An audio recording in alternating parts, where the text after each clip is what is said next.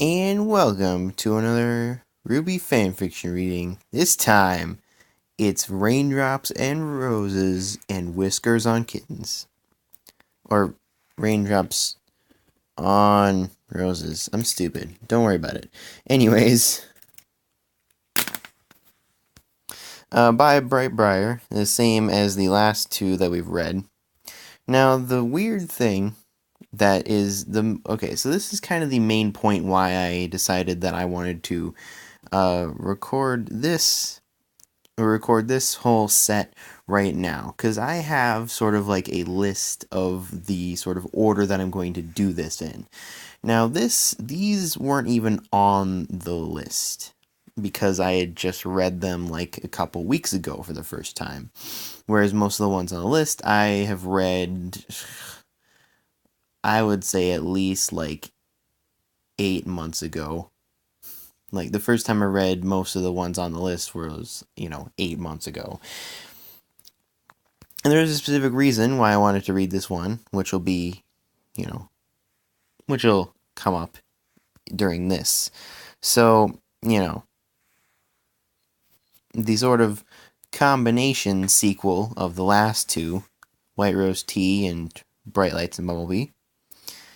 And it's 15 parts. Hallelujah. Let's go. Let's just start this. We don't have to take forever. Man, I made sure I was ready. Oh, that's a little disappointing.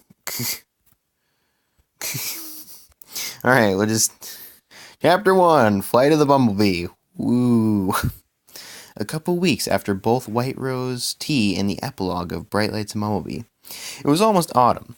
Beacon was buzzing with activity as the new semester approached. The city had its major university, named after the city itself, along with a pair of respectable colleges and a well-known private high school, meaning that there were a lot of students returning from their summer breaks, but not Blake. She'd spent her summer working extra hours at the White Stag to help pay her student loans. She was entering her second year, which meant starting to get serious about life. Since she was doing a combined degree, it took 4 years as opposed to the usual 3. Her results were good, not topping every class, but by any means but one or two when she worked hard. I don't even know what that sentence is. She loved being a beacon. Rather than trying to find a job and lying to all her peers about her species, she could study what she loved while lying to all her peers about her species. Well, most of them. She'd eventually told her roommate, Pyrrha, and her friends / boyfriend. Pyrrha and her friends / had been put together as freshmen, and the arrangement had gone well, so they'd asked to stay together again, but it wouldn't last forever, hence getting serious. And this getting serious thing was going okay. She'd applied for internships with people she was interested in working with, and had been researching the job market and house prices in major cities. But there was one tiny thing about getting serious she struggled with. All too often, she found herself lost in her unending thoughts about a certain blonde-haired doofus, who, unfortunately, she still hadn't managed to run into. Ever since she'd been told that the Rose Xiaolong family was here, she'd been terrified, and happy, and confused about the way those two things were blending. Weiss, another girl who worked at the White Stag and was in her second year at the big private high school, had fallen for Yang's half-sister RWBY, and they were dating now, which was great, really. It just made it just made Blake feel a little depressed that down a relationship while majorly freaking out. She'd been taking more walks around the city than usual, hoping to bump into her on the street or something, not that she knew what she'd say or how she explained why she never texted, and the fact that she was also super ticked off about Yang not texting either, or how she'd even recover from Yang's presence, sort of in general. She had no idea where the blonde lived now, since when she'd been at Beacon the first time they'd been on campus, and her family wasn't in the phone book Blake had checked multiple times. And if she had a nickel for every time she pulled out her phone and stared blankly at the last conversation she and Yang had texted, unsure of what to say, she wouldn't have to be worrying about getting a job and being serious. It was also what she happened to be doing at the present moment. She narrowed her eyes at her phone, frustrated, and threw it down on her bed, then picked it up to check if it was okay when it bounced and hit the wall with a not good sounding crash. Thankfully, it was fine. She stood up and wandered around the room. PM. She intended to read tonight, but she couldn't focus. Her thoughts kept drifting back to Yang. I wonder whether she knows I'm still here, or if she knows I know she's here. What? Meanwhile, I still can't believe you told her I was here. Blake frowned at her sister. She kind of asked, how was I meant to know who she was? The blonde rolled her eyes, glancing at her copy of Warhorse, which was lying on her bedside table. She'd never returned it to Beacon's library. In her defense, they'd kicked her out of the school before she got the chance. They lose her, they lose a perfectly good book as well. She'd borrowed it when she and Blake had gone to the library. It wasn't particularly romantic, but it was Blake, which automatically made it perfect. Jesus. Yang took a deep breath and tore her gaze away. How's Weiss? I haven't heard you talk about her for like 2 days. Ruby grinned, punching her sister's arm. Shut up, she's fine. And she's fabulous. But we were talking about your relationship. Ugh, you mean lack of relationship. Her sister grinned, putting one arm around her. You're fine, you'll get her back. If you can't, no one can. That's what I'm afraid of, she sighed. Ruby was about to respond, but it was interrupted by her phone buzzing. She pulled it out of the pocket of her skirt and flicked her eyes over the screen. It's from Weiss. The blonde rolled her eyes, grinning a little. Go text her then. I can feel sorry for myself on my own. She paused, then added, winking, Keep it PG. Yang, I'm not even 16 for another month. I know a lot of people that hasn't stopped. You and your dirty mind, Ruby muttered, grinning as she left the room, going into the kitchen to find a cookie. She unlocked her phone and reading the text properly. It was incredibly profound. Hi. She grinned even more broadly and started typing, Hey, what's up? There was a break as Weiss typed. Ruby opened the cupboard to see what their dad had bought. Ooh, chocolate. Absolutely, she replied without even thinking about it. We should do something. Ruby rolled her eyes and poured the chocolate chips into a bowl. They were probably meant to be for some cookies, but whatever. Weiss Schnee, are you trying to ask me out on a date? Trying. It totally worked. Ruby couldn't help it. She was blushing just a bit. See, a lot. I don't know. Something about that.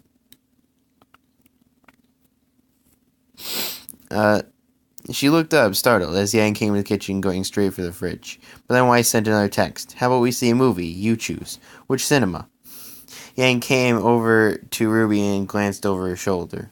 Aw, you two are so cute together. Ruby half-heartedly slapped her sister's arm. It's rude to read other people's text messages. Yang shrugged and snatched Ruby's phone out of her hand. Whatever, I'm your sister, so I don't count. Going back through them, the pair of you are literally adorable. Yang, that's my phone. Use too many emoticons, and she writes in full sentences. I'll never understand it. Ruby took a handful of chocolate chips and pulled the phone out of Yang's grip. She didn't really care, but she wanted to see if Weiss replied. Whatever works for you. There's one in... Whatever works for you. There's one in that big mall close to yours, right? Yep, that should work. What movie? Don't know. Let me check what's on at the moment. Yang was already Googling it. There's Allegiant, Captain America, an Assassin's Creed movie. Ruby rolled her eyes. Come on, hand it over. I want to look through it myself. Hang on. Yang narrowed her eyes, her tongue probing at the corner of her mouth, the way it did when she was concentrating. She took a minute or so to click on a few things and handed the phone back to Ruby. I had an idea. Ruby's eyes widened in horror. Oh no, please don't let it involve me. Blake looked up suddenly as she heard a knock in there. Also, I've got something for you. Blake nodded and opened the door. The redhead grinned at her, reaching into her pocket and pulling out an envelope. Thanks, I think this is yours. Blake nodded and took it from her, going back to sit on her bed. There was no return address, which she guessed wasn't that unusual. She ripped it open, and a ticket for Pride and Prejudice and Zombies fell out. She frowned, suddenly incredibly confused, her mind completely blank. What? Chapter 2, Your Hands Are Cold. When Blake arrived at the cinema, she was terrified. She still didn't have the faintest idea who'd sent her those tickets. She was half expecting some sort of pervert rapist, but why would they meet her in a public place? Peter hadn't known a thing about it, except that it had been addressed to their room with the Faunus' name on it. But Blake had gone along anyway, 15 minutes before the movie was meant to start. She tapped her foot on the hard floor, impatient, anxious. The possibility that it had been Yang had crossed her mind, and she was sort of hoping that the blonde would appear, but she was also prepared for disappointment. She looked up suddenly as she heard a car door slam, started by the noise. Her breath caught in her throat as she saw not Yang, but a tall man with thick, reddish-brown, windswept hair stepped out, and Blake froze. Not him. Surely it wasn't him. The man went in a different direction, however, not noticing her.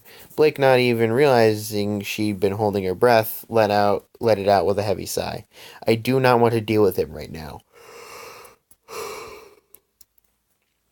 Hey, Blake, you look like you've seen a ghost. Her ears pricked up suddenly under a bow, and she spun around to see a familiar blonde doofus holding a rather large bag of popcorn. Not sure how to react, she just bit her tongue and swallowed down the rush of confusing emotions that threatened to envelop her, ignoring the fact that it suddenly felt quite warm in the spacious lobby. Yang, what are you doing here? The blonde shrugged dismissively. I was just dropping off Ruby and Weiss. You know Weiss, right? Yeah. Anyway, I figured I might go. You need to get these small words right. Anyway, I figured I might go see something too while I was here. Pride and Prejudice. Blake narrowed her eyes. Funny, I somehow stumbled across tickets to the same movie at the same time. Funny. The Faunus tried to glare, but instead found their old teasing banter coming back to her. She punched Yang's arm lightly. Come on, stop pretending you didn't set this up. It actually freaked me out a bit. Yang seemed surprised. Freaked out? What if it was a serial killer that had sent those tickets? You'd be able to take them. Blake raised an eyebrow. You could have given some indication of who the ticket was from. Yang glanced at her feet. I was worried that you wouldn't come if I did that. Blake felt any wall she'd been trying to build up crash down instantly when Yang showed vulnerability like that. She blushed a little. Oh. An awkward silence filled between them. Blake was finally the one to break it. So, what are you doing here? Dad got a new job here. I thought I'd get an apprenticeship as a hairdresser. Blake frowned. Hairdressing, she echoed. Yeah, there's this really trendy place near our new house. But don't you hate it when anything happens to that bushy mess? She grinned, glancing at Yang's hair. Psh, my hair's fabulous, and you know it. It's pretty cool just learning about it, even if I never actually do it. Okay. They stood there in silence again. Blake checked her watch. It's 3:25. We can probably go in now. The movie was great. There was no denying it. It was hilarious to see Lily James, as Elizabeth, deny Matt Smith's, Mr. Collins' proposal, since they were boyfriend-girlfriend outside the movie. And Matt Smith was so perfect as Mr. Collins. And the plot, and the costumes, and the battles. And Yang sitting beside her in silence. They'd finished off all the popcorn in the ads. Blake was relieved to find that they had the same popcorn sharing technique, taking a large handful from the bucket and eating it slowly. She had never understood the best way to share popcorn in a cinema. If you take one kernel at a time, it's just awkward, unless you're the one holding the bucket. If you take handfuls too often, you'll look like you're overdoing it and taking way more than you should. If both of you are taking handfuls, it makes sense to just take turns to make sure you never take two handfuls in a row and no one feels cheated. But if the other person does it kernel by kernel, however, you're stuck. Thankfully, neither she nor Yang cared about the politics of popcorn sharing. Blake didn't know if she should just ask if the blonde still had feelings for her. I mean, was it safe to jump to that conclusion, considering she sent those tickets? Was this like the not date that Yang took her on, kind of, to the library last year? Maybe? Yes? She sat further back in her chair. She'd have to just ask to know for certain. There was no way around it, but she was hopeful. As they came out of the theater, Weiss and Ruby were waiting for them. Ruby introduced Weiss and Yang to each other properly, bright and bubbly as ever, which was good to see. Even Weiss had a small grin on her face. Blake, however, couldn't help be a little disappointed. Would she get the chance to catch Yang alone before they all left? "How have you been, Blake?" Ruby asked, swaying back onto her heels. Blake gave a small smile. "All right, you?" "Good. After all, I've been with Weiss, haven't I?" She broke off his Weiss, elbowed her sharply. She was grinning too, though, and blushing a lot. "Oh, shut up, you cliché little..." Yang rolled her eyes. "Hey, should we get some food?" With absolutely zero reason for anyone to object, they quickly set off to find some sushi. It wasn't long before they found a place. A sheltered, simple shop with enough sushi rolls to feed an army. Ruby pushed open the door, and they all went up to examine the counter. Of course, Blake already knew what she wanted. Tuna. "Blake, is that you?" She jerked herself out of her thoughts. Her love for tuna was almost as thorough as her love for Yang, by a familiar voice. An Asian guy with a magenta streak in his hair was standing behind the counter. "Ren?" He smiled. "Ha, this was unexpected." She nodded. She wasn't completely sure if the surprise was completely welcome, since she just wanted to talk to Yang right now, but it was kind of good to see him. He was a friend of Pyrrha's. She'd run into him on campus a couple of times. Weiss came up behind her. Do you know each other?" "Through a mutual friend," she replied. "A good enough friend to guess that she'll be wanting tuna and avocado roll," Yang added, moving to the counter. Blake noticed that the blonde hadn't asked what she was having either. "How does she..." Ren rolls his eyes. "Please, everyone knows that." They ordered and sat down at a table near the window. "So," Ruby said with a mouthful of food, "is this a double date, or..." Blake and Yang's eyes almost simultaneously widened as they glanced at each other, and Weiss looked at Ruby, her expression alarmed. "I don't think they've sorted it out yet." "What? But they've had a whole movie." "They were probably watching the movie, dunce." Weiss was obviously trying to sound disapproving, but it wasn't hard to miss the badly disguised affection in her tone. Blake opened her mouth to speak, but had no idea what to say. Yang finally managed. "We have a lot to talk about." "That's putting it lightly." "This is the first time we've seen each other in a year," Yang went on. "We'll figure it out later." Ruby rolled her eyes. "Right, because you sent those tickets not wanting to see Blake again." Blake kind of wanted to point out that she was sitting right. "Double date? Is this a double date?" She tried to put her mind at ease by taking a giant bite of the sushi. No, that wasn't enough. She stood up. "I'm going to get an iced tea." So maybe she was overreacting just a bit. It wasn't just Ruby's comment, it was also being in Yang's presence for about 3 hours, for the first time in ages. She sighed, feeling a headache beginning to come on. Maybe it was the socializing, too. For the past year, she'd just been happy with her introverted self, with Pierre, sometimes John, and occasionally Nora and Ren.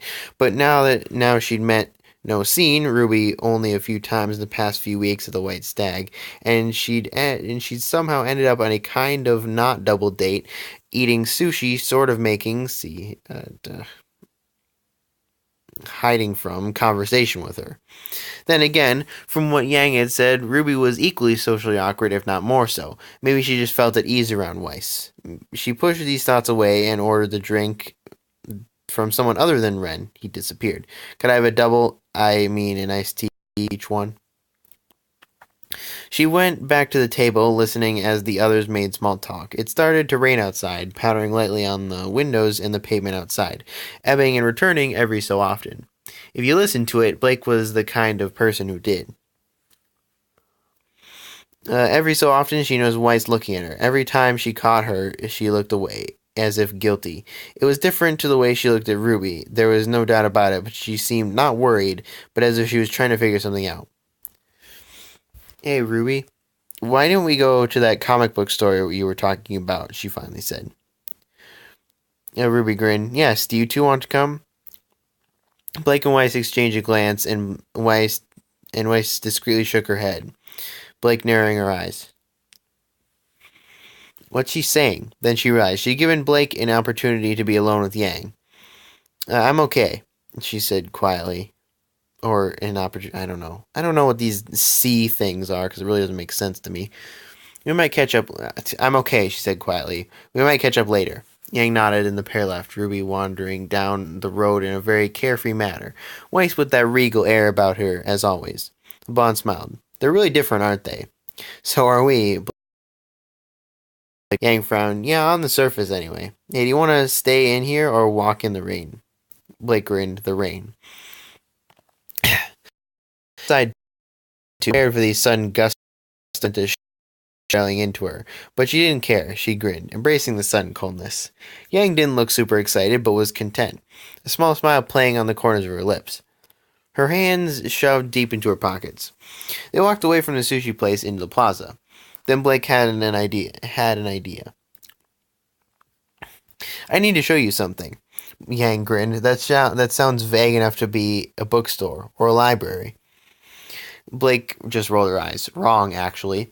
She led the blonde down a narrow alley lined with motorcycles, and maybe confused. Ah! Where are we going? You'll see. And the shopping center had an interesting layout. In the outdoor area, the shops were arranged in large squares, facing outwards. On the insides of these squares were the backs of all the buildings with parking for employees and a place for whatever extra stock the store needed to be unloaded.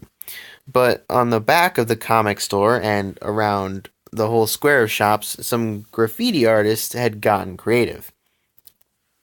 There were incredible artworks, presumably done with spray paint, of superheroes, protagonists and antagonists, characters from fantasy and sci-fi books, some of which Blake hoped Yang would recognize. Not too many people knew about it, and those who did usually found it by accident. Blake had found it a few months ago. Blake could hear Yang gasp in surprise. Could actually hear Yang gasp in surprise. This is so cool. I know.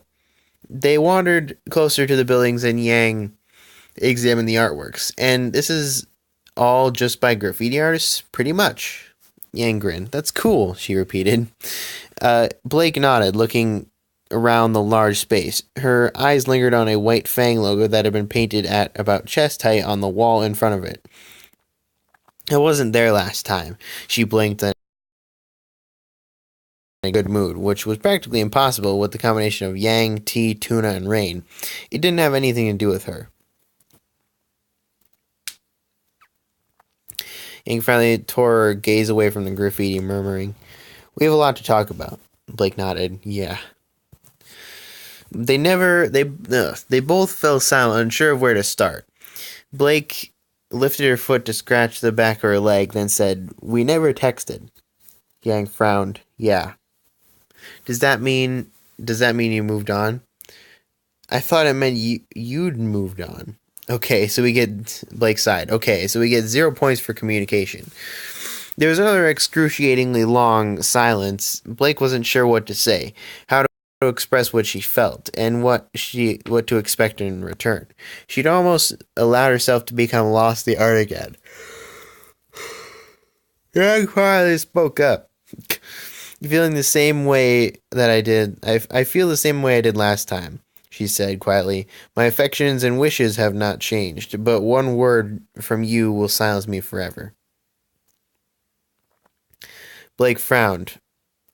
That sounded awfully familiar. Then oh my, she grinned and let out a fangirl squeal. Oh my god, you watched it. Almost forgetting herself and threw herself into Yang's arms. Or she threw herself into Yang's arms, hugging her. Yang's eyes widened, heat spreading across her face. You finally watched it. It's not that big a deal. Blake shook her head, stepping back and placing her hands firmly on Yang's shoulders. This is a big deal. You watched Pride and Prejudice. Only because of you, the blonde said earnestly. Blake swore her heart was about to burst out of her chest. She squealed again. I'm so proud of you.